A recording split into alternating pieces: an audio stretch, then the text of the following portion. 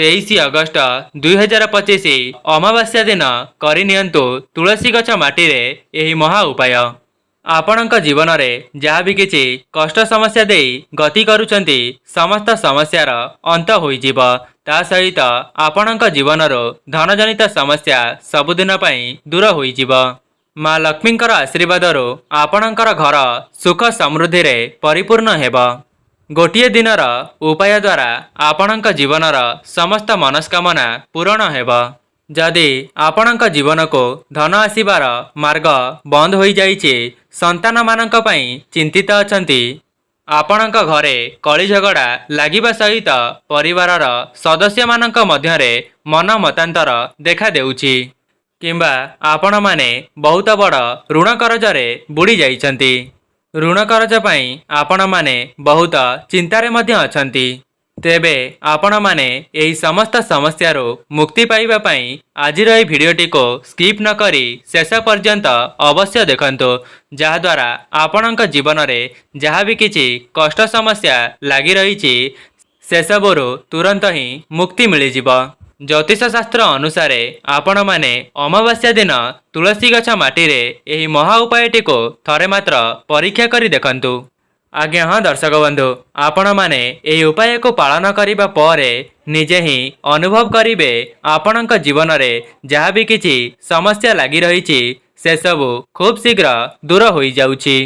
दर्शक बंधु, 23 अगस्ट शनिवार दिन पड़िबा पई जाउछि भाद्रव अमावास्या एवं एही दिन दुर्लभ संजोग मध्य बनिबाकु जाउछि। दर्शक बंधु, प्रत्येक अमावास्यार किछि न किछि महत्व रही थाए।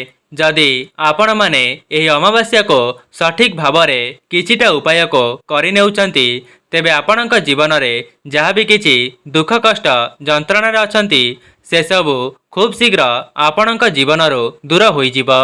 सेथिपाई जदि आपण माने एही अमावास्या दिन लक्ष्मी नारायण को विशेष भाव में पूजार्चना करने सहित आपणकर मनस्कामना को जणाई देबे, तेबे एक मास मध्यरे आपणकर समस्त मनस्कामना पूर्ण होइजिब।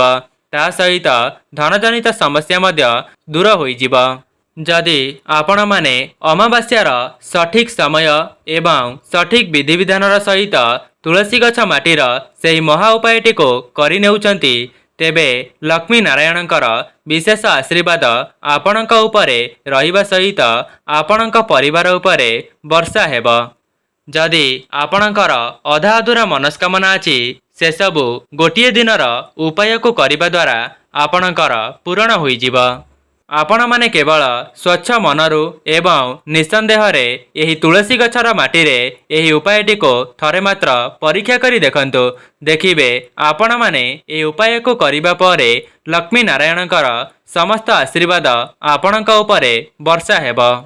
दर्शक बंधु, जेमिति कि आपण माने जानिचंती, जदि माँ लक्ष्मींकर कृपा कौनसी व्यक्ति उपरे रही जाई थाए से सदा सर्वदा धनी होई रुहे एवं तार व्यापार वाणिज्य मध्य से बहुत उन्नति करि थाए। सेथिपाई जदि आपण माने भी लक्ष्मी नारायणकर विशेष आशीर्वाद को पाइबा पई चाहुचंती, तेबे भिडियोटी को संपूर्ण निश्चय देखंतु एवं एही भिडियो माध्यम रे कुआ जाउतिबा समस्त उपाय गुडी को भल भावरे बुझी करी जानतु एवं अमावास्या दिन एही उपायटी को थरे मात्र निश्चय करंतु। एमिति भी किछि लोक अछंती जो माने अमावास्या दिन व्रत रखिथांती, किंतु जदि आपण माने भी व्रत रखंतु किंबा न रखंतु, जदि ज्योतिष शास्त्रर सेही सठिक समय रे एही उपायटी करि दियंती, तेबे आपणकर समस्त समस्यार समाधान होइजिब। आपण माने देखिथिबे एही उपायटी जो माने भी करिसंती सेही व्यक्ति निज जीवन रे धन धान्य रे परिपूर्ण होइचंती। ता सहित सेही घरे लक्ष्मी नारायण सदा सर्वदा निवास करिथांती। तेबे जो माने भी एही भिडियोटी को देखुचंती, पवित्र दिनटी को केबे हेले भी हाथ छड़ा करंतु नाही। दर्शक बंधु, 23 अगस्ट शनिवार दिन भाद्रव अमावास्या पड़िबा पई जाउछि। जेमिति कि समस्त अमावास्यार किछि न किछि महत्व रही थाए एवं अमावास्या दिन करा जाइतिबा जे कोनोसी भी कार्य आपणकर शुभ मंगल होई थाए एवं लक्ष्मी नारायणकर विशेष आशीर्वाद मध्य आपणक उपरे बनी रही थाए। दर्शक बंधु, ଶ୍ରୀ ନାରାୟଣଙ୍କ ତୁଳସୀ ପତ୍ର ବହୁତ ପସନ୍ଦ ହୋଇଥାଏ ଏବଂ ଆପଣମାନେ ତୁଳସୀ ଗଛର ବିଶେଷ ଭାବରେ ପୂଜାର୍ଚ୍ଚନା କରିବା ଦ୍ୱାରା ଲକ୍ଷ୍ମୀ ନାରାୟଣ ଆପଣଙ୍କ ଉପରେ ପ୍ରସନ୍ନ ହୋଇଥାନ୍ତି। ତେବେ ଆସନ୍ତୁ ଆଉ ଡେରି ନକରି ଜାଣିବା ଯେ ସେହି ମହା ଉପାୟଟି କ'ଣ ରହିଛି। ତୁଳସୀ ଗଛ ମାଟିରେ ଏମିତି କେଉଁ ଉପାୟଟିକୁ କରିନେବା ଦ୍ୱାରା ଲକ୍ଷ୍ମୀ ନାରାୟଣ ଆପଣଙ୍କ ଉପରେ ପ୍ରସନ୍ନ ହୋଇଥାନ୍ତି। ଏହା ପୂର୍ବରୁ ଆପଣମାନଙ୍କୁ ଅନୁରୋଧ, ଭିଡ଼ିଓଟିକୁ ଲାଇକ୍ କରି କମେଣ୍ଟ ବକ୍ସରେ ଜୟ ମା ଲକ୍ଷ୍ମୀ ଜୟ ଜଗନ୍ନାଥ ଅବଶ୍ୟ ଲେଖିଦିଅନ୍ତୁ ଏବଂ ଚ୍ୟାନେଲଟିରେ ନୂଆ ଥିଲେ ଚ୍ୟାନେଲଟିକୁ ସବସ୍କ୍ରାଇବ୍ କରିଦିଅନ୍ତୁ। ସନାତନ ଧର୍ମରେ ତୁଳସୀ ଗଛକୁ ବହୁତ ମହତ୍ୱପୂର୍ଣ୍ଣ ବୋଲି ମାନାଯାଇଥାଏ ଏବଂ ପ୍ରତ୍ୟେକ ହିନ୍ଦୁମାନଙ୍କ ଘରେ ତୁଳସୀ ଗଛର ପୂଜାର୍ଚ୍ଚନା କରାଯାଇଥାଏ। ଶାସ୍ତ୍ରରେ ମଧ୍ୟ ମାନ୍ୟତା ଅଛି ତୁଳସୀ ଗଛର ସମସ୍ତ ପତ୍ରରେ ଶ୍ରୀବିଷ୍ଣୁ ନିବାସ କରିଥାନ୍ତି ଏବଂ ତୁଳସୀ ଗଛଟିକୁ ମା ଲକ୍ଷ୍ମୀଙ୍କର ସ୍ୱରୂପ ବୋଲି ମଧ୍ୟ ମାନାଯାଇଥାଏ ଏବଂ ତୁଳସୀ ଗଛର ଚେର ବା ମୂଳରେ 33 କୋଟି ଦେବାଦେବୀ ବାସ କରିଥାନ୍ତି। ତା ସହିତ ତୁଳସୀ ଗଛ ମୂଳର ଯେଉଁ ମାଟି ରହିଥାଏ ସେହି ମାଟିରେ ମଧ୍ୟ ସମସ୍ତ ଦେବାଦେବୀ ବାସ କରିଥାନ୍ତି। ଅମାବାସ୍ୟା ଦିନ ତୁଳସୀ ଗଛର ମାଟିଟି ବହୁତ ସକାରାତ୍ମକ ଶକ୍ତିରେ ଭରି ହୋଇ ରହିଥାଏ। ସେଥିପାଇଁ ଯେଉଁ ବ୍ୟକ୍ତି ତୁଳସୀ ଗଛର ମାଟିରେ ଅମାବାସ୍ୟା ଦିନ ଏହି ମହା ଉପାୟଟିକୁ ଥରେ ମାତ୍ର କରିନେଇଥାଏ ସେହି ବ୍ୟକ୍ତି ଉପରେ ଲକ୍ଷ୍ମୀ ନାରାୟଣଙ୍କର ଆଶୀର୍ବାଦ ବନି ରହିଥାଏ। ସେଥିପାଇଁ ଯେଉଁମାନେ ବି ଭିଡ଼ିଓଟିକୁ ଏପର୍ଯ୍ୟନ୍ତ ଦେଖୁଛନ୍ତି ଶେଷ ପର୍ଯ୍ୟନ୍ତ ନିଶ୍ଚୟ ଦେଖନ୍ତୁ। ଯଦି ଆପଣମାନେ ଭିଡ଼ିଓଟିକୁ ସ୍କିପ୍ କରିଦେବେ ତେବେ ବହୁତ ଗୁଡ଼ିଏ ମହତ୍ୱପୂର୍ଣ୍ଣ କଥାକୁ ଆପଣମାନେ ହରାଇଦେବେ। ଦର୍ଶକ ବନ୍ଧୁ, ପ୍ରଥମ ଉପାୟଟି ହେଉଛି, ଯଦି ଆପଣଙ୍କର ଭାଗ୍ୟ ଦୁର୍ବଳ ଅଛି ଏବଂ ଆପଣଙ୍କର ବୃହସ୍ପତି ଗ୍ରହ ଦୁର୍ବଳ ଅଛି ତେବେ ଆପଣମାନେ କିପରି ଭାବରେ ସମସ୍ତ ସମସ୍ୟାରୁ ମୁକ୍ତି ପାଇପାରିବେ। ଯଦି ଆପଣମାନେ ଚାହୁଁଛନ୍ତି ଆପଣମାନେ ଯେଉଁ ବି କାର୍ଯ୍ୟକୁ କରିବେ ସେଥିରୁ ଆପଣଙ୍କୁ ସଫଳତା ପ୍ରାପ୍ତି ହେଉ ଏବଂ ଲୋକମାନେ ଆପଣଙ୍କର ପ୍ରଶଂସା କରନ୍ତୁ ତେବେ ଆପଣଙ୍କୁ କେବଳ ଏତିକି କରିବାକୁ ପଡ଼ିବ। ଆପଣମାନେ ଅମାବାସ୍ୟାର ବ୍ରହ୍ମ ମୁହୂର୍ତ୍ତରୁ ନିଜର ଶଯ୍ୟାଟିକୁ ତ୍ୟାଗ କରିଦେବେ ଏବଂ ନିଜର ସ୍ନାନ ଆଦି କାର୍ଯ୍ୟ ସମାପନ କରିବା ପରେ ନିଜର ଉଚ୍ଚତା ବିଶିଷ୍ଟ ଗୋଟିଏ ହଳଦିଆ ଧାଗାକୁ ନେବେ। କାହିଁକି ନା ହଳଦିଆ ରଙ୍ଗ ଶ୍ରୀବିଷ୍ଣୁଙ୍କର ବହୁତ ହିଁ ପ୍ରିୟ ହୋଇଥାଏ ଏବଂ ଶାସ୍ତ୍ରରେ ମଧ୍ୟ ମାନ୍ୟତା ଅଛି ଯଦି ହଳଦିଆ ରଙ୍ଗର କୌଣସି ବି ଜିନିଷରେ ଶ୍ରୀବିଷ୍ଣୁଙ୍କର ପୂଜାର୍ଚ୍ଚନା କରାଯାଇଥାଏ ସେହି ପୂଜାଟି ସିଦ୍ଧି ହୋଇଯାଇଥାଏ। ସେଥିପାଇଁ ଆପଣମାନେ ହଳଦିଆର ଗାୟତ୍ରୀ ସୂତାକୁ ନିଶ୍ଚୟ ନିଅନ୍ତୁ ଏବଂ ଆପଣମାନେ ସେହି ଧାଗାଟିକୁ ତୁଳସୀ ଗଛ ମୂଳକୁ ନେବା ପରେ ତୁଳସୀ ଗଛ ମୂଳରେ ଗୋଟିଏ ଘିଅର ଦୀପକୁ ପ୍ରଜ୍ୱଳନ କରିବେ ଏବଂ ସେହି ଦୀପଟିକୁ ଲଗାଇ ସାରିବା ପରେ ତୁଳସୀ ଗଛ ମୂଳର ମାଟିରେ ସେହି ଧାଗାଟିକୁ ପୋତି ଦେବେ ଏବଂ ସେହି ଧାଗାଟିକୁ ପୋତିବା ସମୟରେ ଓମ୍ ନମଃ ଭଗବତେ ବାସୁଦେବାୟ ଆପଣମାନେ ସେହି ଧାଗାଟିକୁ ପୋତିବା ସମୟରେ ଏହି ମନ୍ତ୍ରଟିକୁ 11 ଥର ଜପ କରିବେ। ଆପଣମାନେ ଚାହିଁଲେ ଅମାବାସ୍ୟାର ବ୍ରହ୍ମ ମୁହୂର୍ତ୍ତରୁ ମଧ୍ୟ ଏହି ଉପାୟଟିକୁ କରିପାରିବେ। ଯଦି ବ୍ୟସ୍ତବହୁଳ ଜୀବନ ମଧ୍ୟରେ ଆପଣମାନେ ସକାଳ ବେଳା ଏହି ଉପାୟଟି କରିପାରୁନାହାନ୍ତି ତେବେ ସନ୍ଧ୍ୟା ସମୟରେ ମଧ୍ୟ ଆପଣମାନେ ଏହାକୁ କରିପାରିବେ। ଦର୍ଶକ ବନ୍ଧୁ, ଆପଣମାନେ ଯେଉଁ ଧାଗାଟିକୁ ଅମାବାସ୍ୟା ଦିନ ସେହି ତୁଳସୀ ଗଛ ମୂଳରେ ପୋତି ଦେବେ ତା ପରଦିନ ଅର୍ଥାତ୍ ରବିବାର ଦିନ ଠିକ୍ ସେହିପରି ବ୍ରହ୍ମ ମୁହୂର୍ତ୍ତରୁ ସ୍ନାନ ଆଦି କାର୍ଯ୍ୟ ସମାପନ କରିବା ପରେ ତୁଳସୀ ଗଛ ମୂଳକୁ ଯାଇ ଆପଣମାନେ ସେହି ଧାଗାଟିକୁ ବାହାର କରିଦେବେ ଏବଂ ଆପଣମାନେ କୌଣସି ହଳଦିଆ କପଡ଼ାରେ ସେହି ଧାଗାଟିକୁ ଭର୍ତ୍ତି କରି ଗୋଟିଏ ପୁଟୁଳିକୁ ପ୍ରସ୍ତୁତ କରିବେ ଏବଂ ସେହି ପୁଟୁଳିଟିକୁ ନେଇ ଆପଣଙ୍କର ଘରେ ଧନ ରଖୁଥିବା ସ୍ଥାନରେ ରଖିଦେବେ। ଯଦି ଆପଣମାନେ ଅମାବାସ୍ୟା ଦିନ ଏହି ଉପାୟଟି କରିଦେଉଛନ୍ତି ତେବେ ଶ୍ରୀବିଷ୍ଣୁଙ୍କର ଆଶୀର୍ବାଦ ଆପଣଙ୍କ ସହିତ ସଦାସର୍ବଦା ରହିବ। ଦର୍ଶକ ବନ୍ଧୁ, ଏବେ ଆସନ୍ତୁ ଜାଣିବା ଦ୍ୱିତୀୟ ଉପାୟ ବିଷୟରେ। ଯଦି ଆପଣମାନେ ଯେକୌଣସି କାର୍ଯ୍ୟକୁ କରିବା ଦ୍ୱାରା ସେଥିରୁ ଆପଣଙ୍କୁ ଅସଫଳତା ଦେଖିବା ପାଇଁ ମିଳୁଛି କିମ୍ବା ଆପଣମାନେ ଯେଉଁ ବି କାର୍ଯ୍ୟକୁ ଆରମ୍ଭ କରିବା ପାଇଁ ଚେଷ୍ଟା କରୁଛନ୍ତି ସେଥିରେ କୌଣସି ନା କୌଣସି ବାଧା ଆସୁଛି ତେବେ ଆପଣମାନେ ବୁଝିଯାଆନ୍ତୁ ଯେ ଆପଣଙ୍କର କୌଣସି ଦୋଷ ରହିଛି କିମ୍ବା ଆପଣଙ୍କର ଭାଗ୍ୟ ଭଲ ନାହିଁ ଏବଂ ଯେଉଁ ବ୍ୟକ୍ତି ଉପରେ ଶ୍ରୀ ନାରାୟଣଙ୍କର ଆଶୀର୍ବାଦ ରହିଯାଇଥାଏ ସେହି ବ୍ୟକ୍ତିଟି ନିଜ ଜୀବନରେ ବହୁତ ଉନ୍ନତି କରିଥାଏ ଏବଂ ତାର ଭାଗ୍ୟ ମଧ୍ୟ ବଦଳି ଯାଇଥାଏ।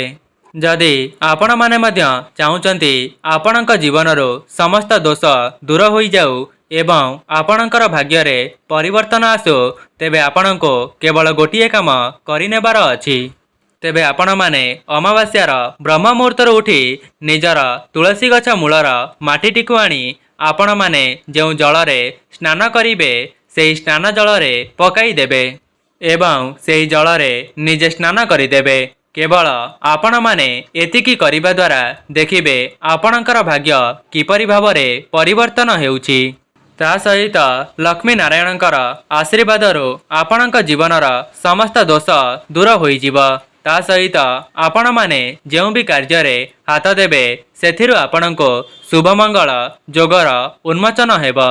ଯେମିତିକି ମୁଁ ଆପଣମାନଙ୍କୁ ଭିଡ଼ିଓର ଆଗରୁ ବତାଇଥିଲି ଯେ ତୁଳସୀ ଗଛର ସମସ୍ତ ପତ୍ରରେ ଶ୍ରୀ ନାରାୟଣ ବାସ କରିଥାନ୍ତି ଏବଂ ତୁଳସୀ ଗଛ ମୂଳର ମାଟିରେ ସମସ୍ତ ଦେବାଦେବୀ ନିବାସ କରିଥାନ୍ତି। ସେଥିପାଇଁ ଆପଣମାନେ ନିଜ ଜୀବନର ଉନ୍ନତି ପାଇଁ ଥରେ ମାତ୍ର ଏହାକୁ ପରୀକ୍ଷା କରି ଦେଖନ୍ତୁ। ଆଜ୍ଞା ହଁ ଦର୍ଶକ ବନ୍ଧୁ, ଯେଉଁ ବି ବ୍ୟକ୍ତି ତୁଳସୀ ଗଛ ମୂଳର ମାଟିକୁ ନେଇ ନିଜ ସ୍ନାନ ଜଳରେ ମିଶାଇ ସ୍ନାନ କରିଥାଏ ସେହି ବ୍ୟକ୍ତି ଧନବାନ ହୋଇଥାଏ ଏବଂ ତା ଉପରେ ଶ୍ରୀ ନାରାୟଣଙ୍କର ଆଶୀର୍ବାଦ ସଦାସର୍ବଦା ରହିଥାଏ। ସେହି ବ୍ୟକ୍ତି ଉପରକୁ କେବେ ହେଲେ ବି ଧନଜନିତ ସମସ୍ୟା ଆସିନଥାଏ ଏବଂ ସେହି ବ୍ୟକ୍ତିଟି ଋଣ କରଜରୁ ମୁକ୍ତି ପାଇଯାଇଥାଏ। ଏହି ଉପାୟ ବିଷୟରେ ଶାସ୍ତ୍ରରେ ମଧ୍ୟ ଉଲ୍ଲେଖ କରାଯାଇଛି।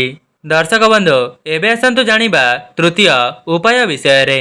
ଯଦି ଆପଣଙ୍କର କୌଣସି ବ୍ୟାପାର ବାଣିଜ୍ୟରେ ଶୁଭଫଳ ଦେଖିବା ପାଇଁ ମିଳୁନାହିଁ କିମ୍ବା ଆପଣମାନେ ଯଦି ଚାକିରି କ୍ଷେତ୍ରରେ ପ୍ରୟାସ କରୁଛନ୍ତି ସେଥିରେ ଆପଣଙ୍କୁ ବିଫଳତାର ସାମ୍ନା କରିବାକୁ ପଡ଼ୁଛି, ତେବେ ଆପଣମାନେ ଜାଣି ରଖନ୍ତୁ ଯେ ଆପଣଙ୍କ ବ୍ୟାପାର ବାଣିଜ୍ୟରେ କାହାର ନଜର ଲାଗିଯାଇଛି।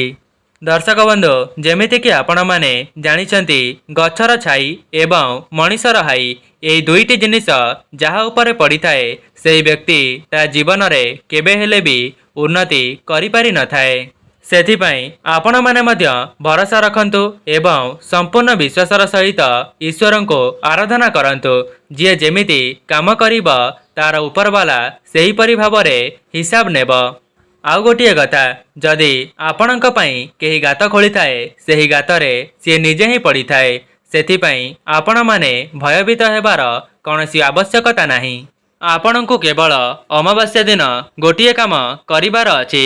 ବ୍ରହ୍ମ ମୁହୂର୍ତ୍ତରୁ ନିଜର ଶଯ୍ୟାଟିକୁ ତ୍ୟାଗ କରିବା ପରେ ନିଜର ସ୍ନାନ ଆଦି କାର୍ଯ୍ୟ ସମାପନ କରି ସ୍ୱଚ୍ଛ ବସ୍ତ୍ରକୁ ପରିଧାନ କରିବେ ଏବଂ ନିଜ ସାଥିରେ ଗୋଟିଏ ତମ୍ବା ଢାଳରେ କିଛିଟା ଜଳ ନେଇଯିବେ ଏବଂ ସେହି ଜଳକୁ ନେଇ ଆପଣଙ୍କ ତୁଳସୀ ଗଛ ମୂଳରେ ଅର୍ପଣ କରିବେ ଏବଂ ତାପରେ ଆପଣମାନେ ଗୋଟିଏ ହଳଦିଆ କପଡ଼ାରେ ତୁଳସୀ ଗଛର ମାଟି ଏବଂ ଚେରକୁ ବାନ୍ଧିକରି ଗୋଟିଏ ପୁଟୁଳି ପ୍ରସ୍ତୁତ କରିବେ ଏବଂ ତୁଳସୀ ଗଛ ମାଟିର ପୁଟୁଳିଟିକୁ ନେଇ ଆପଣଙ୍କର ବ୍ୟାପାର ବାଣିଜ୍ୟ କ୍ଷେତ୍ରରେ ରଖିଦିଅନ୍ତୁ।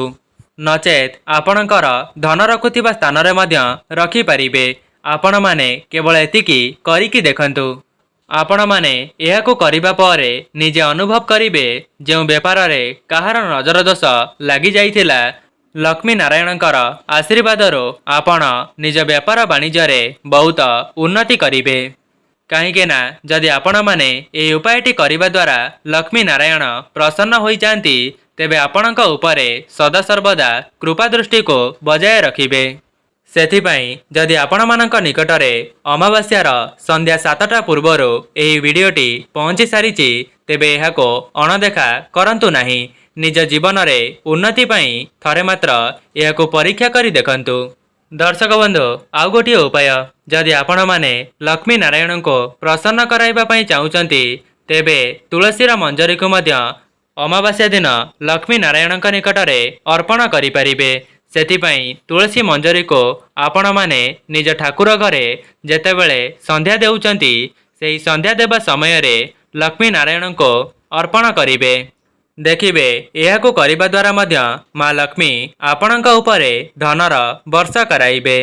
ତା ସହିତ ଆପଣଙ୍କର ଯାହା ବି କିଛି ଧନଜନିତ ସମସ୍ୟା ଲାଗି ରହିଛି ସେସବୁ ମଧ୍ୟ 1 ମାସ ମଧ୍ୟରେ ଦୂର ହୋଇଯିବ। ତେବେ ଯଦି ଆପଣମାନଙ୍କ ନିକଟରେ ଅମାବାସ୍ୟା ପୂର୍ବରୁ ଏହି ଭିଡ଼ିଓଟି ପହଞ୍ଚି ସାରିଛି ତେବେ ବହୁ ମାତ୍ରାରେ ସେୟାର କରନ୍ତୁ, ଯାହାଦ୍ୱାରା ଆପଣମାନେ ମଧ୍ୟ ଅନ୍ୟମାନଙ୍କର ସାହାଯ୍ୟ କରିପାରିବେ। ଦର୍ଶକ ବନ୍ଧୁ, ଯଦି ଆପଣମାନଙ୍କୁ ଏହି ଭିଡ଼ିଓଟି ଭଲ ଲାଗିଛି ଭିଡ଼ିଓଟିକୁ ଲାଇକ୍ କରି କମେଣ୍ଟ ବକ୍ସରେ ଜୟ ମା ଲକ୍ଷ୍ମୀ, ଜୟ ଜଗନ୍ନାଥ ଅବଶ୍ୟ ଲେଖିଦିଅନ୍ତୁ। ଆଜି ପାଇଁ ରହୁଛି, ନମସ୍କାର।